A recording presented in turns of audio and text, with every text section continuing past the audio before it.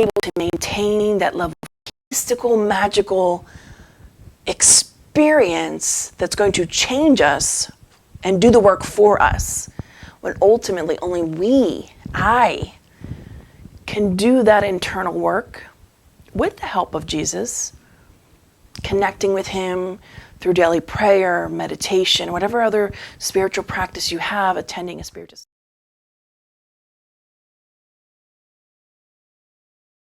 power with our governor of this planet. It is the personal work that no one can do for us. It is non-transferable. No one can do that work for us. But that's the beauty of it as well. Because I get to do that work, and I get to reap the benefits of this amazing capability that Jesus reminds us that we have inside of us to change, to heal, to be better. Oftentimes we have this that, oh, I'm stuck this way, or I've been this way my whole life. Can't teach an old dog new tricks. Oh, it's just too hard to change. I'm stuck like this. Those are all negative internal dialogues we have with ourselves. And sometimes, often, they're perpetuated by negative influences in our lives, whether spiritual or otherwise. So it's important for us to pay attention to the things that we say to ourselves, that internal dialogue we're having when we're by ourselves or throughout the day, to be cognizant and aware of our inner world and our own inner workings. Joanna goes on to say, a revolutionary par excellence, Jesus, he turned the struggle inside out, the death of the old man and the birth of the new man. He offered the first step. It was up to the candidate to take the rest. The endeavor was general. The action of each one was each person's responsibility. So Jesus often, if not always, was sort of a catalyst for people in their lives, for us today, until these modern days. He's there to sort of spark and ignite these abilities we have latent within us. For us to take that and run with it, as they say. To utilize that as our stepping stone to inner enlightenment. It's not meant for Jesus to come and do the work for us, but for us to hike up our boots, put on our working gloves, grab our tools, and get to work. There's this beautiful story that is out there. And it's a story I think we've shared before here during one of our talks of this particular two men. And there's a wise man, his disciples, and they're passing by this first man. And his cart has broken down. And the wheels on his cart are broken. And he's kneeling on his feet, praying to the heavens, asking for assistance. So the wise man and his disciples look at this man and continue on walking. Now, mind you, again, this man had been praying and trying to talk to God and ask for help. But the wise man, quietly with his disciples, carries on. And miles down the road, they encounter a second man. Now, this particular man, same situation. His carriage had broken down. Things had just broken apart. His horse had taken off, and he really just complaining and yelling and just being, showing how frustrated he was. But even though through all his frustration, he was still there with some tools and trying to put the wheel back together, trying to find a way to piece back together this broken cart. As the wise man and his disciples were observing the situation, the wise man goes and helps this man. And then, after they help him, they go on his way. The wise men and the disciples. A little later on down the road, the disciples ask the wise man, Master, why did you help the man that was yelling obscenities and acting so frustrated and just sort of, angry, versus the other man who was being pious, was quietly praying before his carriage that had broken down? And the wise man stopped and was quiet for a moment and looked at his disciples and said, well, yes, the first man was praying, but he didn't take it upon himself to do anything about his situation. He just expected some miraculous thing to happen with his cart. Whereas the second man, although he was yelling and screaming and probably yelling some sort of obscenity, he was actually still working to fix it, trying to find ways to make it better. He wasn't just sitting there expecting something magical to happen, or just sitting there complaining, thinking that that's going to do something. So in this lesson, we can learn that absolutely we don't want to take away from the fact how important it is to have a prayerful life and a life where we utilize prayer, and it's so important. But what is also a vital component of our lives is our actions. What we are doing, how we are utilizing our own abilities, our time, the tools that we have at our fingertips to adjust, make do, as they say, with our circumstances. Therein lies the beauty of life. That is the key, is not to focus on our broken down carriage, but rather, how can I fix it?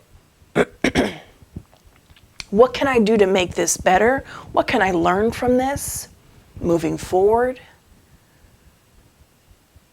And how can I utilize my own abilities? Because we all have those, as Joanna calls it, the latent abilities within us to transform, to be better, to tackle whatever challenges are going on in our own lives. There's that famous saying that says that God never gives us anything that our shoulders can't carry. God never gives us anything that we aren't strong enough to deal with. There's a wisdom in that. And it's a reminder that we are stronger than what we think. Because remember, at the beginning of this chapter, Joanna says that Jesus didn't pay attention to our words that we said, how we talked about our illnesses. He could see right through us. I'm sure he could probably even hear or see our internal dialogues. He knew that it was difficult to face our own truths, because through fear of just being completely open to ourselves and who we are. But also in that fear, we lose the opportunity to not only look at ourselves for who we really are, but also look at our latent abilities. So yes, on one hand, it might be really scary to fully be honest with who we are, but we don't have to allow that to be who we will be. So we might say, well, this is where I'm at in life, but I have so many latent abilities to bring me to a different space in my life, to allow me to grow. I don't have to be stuck in the suffering that I'm in. Modern day medicine and healthcare workers and people in the field, we often categorize or put people into boxes because that is what we're taught, at least from an allopathic standpoint. But in reality, we are not this box. We are not just this box. We are so much more. And it is in our thinking, our perspectives, that we need to remind ourselves, just like the beginning story of Dr. Baker and his brother Tim, that these peaks and valleys in life are for our growth, for our betterment. And we can stand at the top of the mountain, and we can say, look how beautiful it is, but it's a good way for us to remember that, we can reach the top of the mountain. But it takes work to get up there. And there are growth blocks, building blocks that we have to work on to reach that top. And that when we reach that proverbial top, it's not about having a big ego. It's about being humble and looking at our journey and growing from our journey and be able to help others that are also trying to go up, if you will. Pressing on, Joanna says, he prepared the road. The enemies were on the battlefield of each combatant. He, Jesus, also knew that the effort was arduous and that only perseverance, time, and toil would lead to victory. Thus, he never became irritable or impatient. These reminders to persevere, to toil, to work hard, to allow time for things to progress within us, and to be patient. This recipe is still applicable until today. The fact that we are the ones that have to make that great effort to change our lives is true until today. In fact, in the Spirit's book, they talk about that from one life to the next, the amount of progression that we make, the amount of evolution, growth we have, is actually quite small. And that with very little effort, we can change. Which is a stark reminder that we just need to put a little bit of effort in. And the more and more we work towards something, we put in that effort, that time, we will see the effects of our labor and our toil, much like that story of the wise man and the two gentlemen he passed by on the journey. We can learn from those lessons. We don't believe that it's about we should be yelling and screaming and cursing our way through life. That's not the point. The point is that we should work at it, not be afraid of the work, to get our hands dirty, to put on our work boots, to step in the mud, to get it done. It's not going to be easy, but it is going to be worth it. It's a great reminder. She goes on to say, if you really do want to be cured of your ills, allow yourself to be scrutinized by the sublime psychotherapist.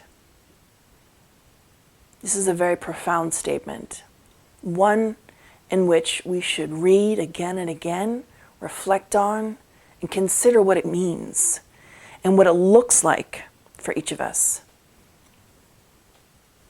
if we are like that second man that the wise man encountered, if we really want to get better, we can. But we need to allow ourselves to be opened and connect with this sublime psychotherapist who is Jesus. And what does that look like for us? How do we do that? Well, it can look different for each person.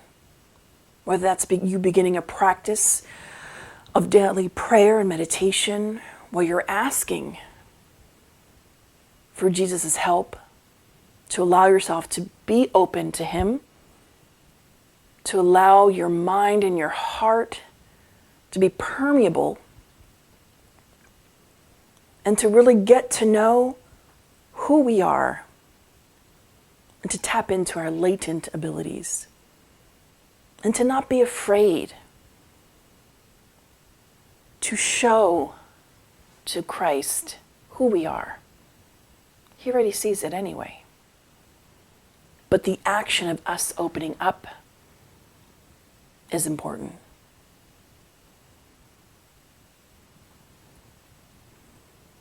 Follow His instructions.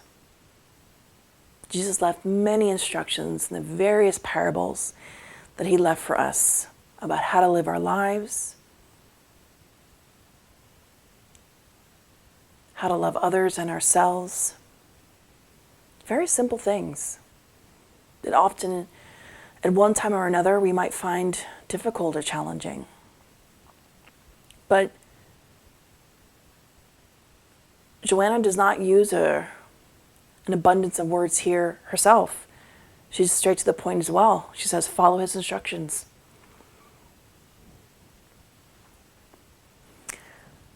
Revolutionize yourself by breaking from self-indulgence, self-punishment, self-pity, and the dark past. Revolutionize yourself by breaking from self-indulgence, self-punishment, self-pity, and the dark past. We are our own worst enemy. We are the ones that oftentimes are in our own way. We need to step aside and get out of our own way. Our society suffers a great deal with anxiety, depression, and many psychological challenges and emotional challenges. And it's not that we are a much more complicated society. It's just that we are much better at identifying these things. And they say oftentimes that when we have anxiety, it's when you're worrying too much about the future, and depression when you're stuck too much in the past. And it has its truth to it. So it's important for us to not look back and be stuck there. Just like that man on the road who, yes, was upset that his cart had broken down, but he was doing everything in his power to fix it. He didn't lament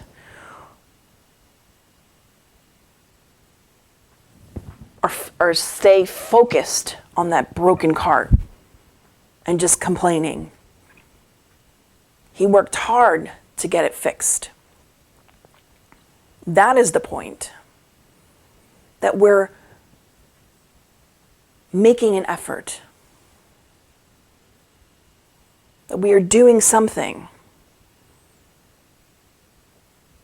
And not expecting some magical, mystical thing to happen to us.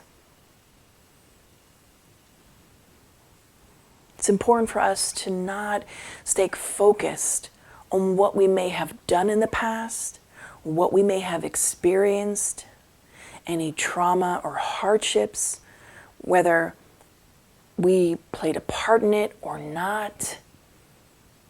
The important thing is that we focus on the here and now and what we can do right now to better ourselves. Because that ultimately is what Jesus was teaching us. To let go of the past, have faith in the future, and focus on the here and now, and utilize your abilities right now to better yourself. Because all those people that came to Jesus, all those who were suffering, the people from varying degrees of